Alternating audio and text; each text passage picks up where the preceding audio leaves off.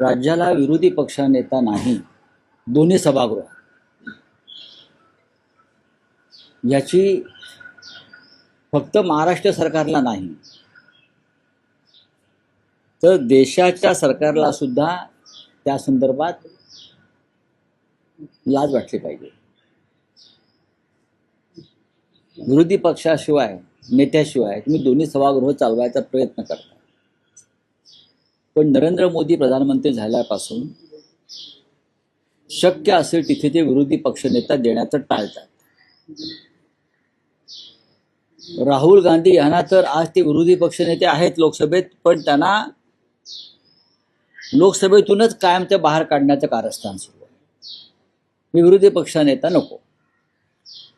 महाराष्ट्राच्या विधानसभेत आणि विधान परिषदेमध्ये विरोधी पक्षनेता येऊ नये म्हणून कायदा बदलायचं काम, कायदाही बदलला जातो.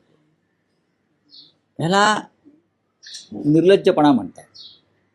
तुम्ही लोकशाही मार्गानं सत्तेवर यायचं, लोकशाही मार्गानं मुख्यमंत्री व्हायचं, मंत्रिमंडळ स्थापन करायचं आणि त्या लोकशाहीत जे विरोधी पक्षनेत्याला स्थान आहे विधिमंडळात तेवढं टाळून बाकी सगळे उद्योग करायचे.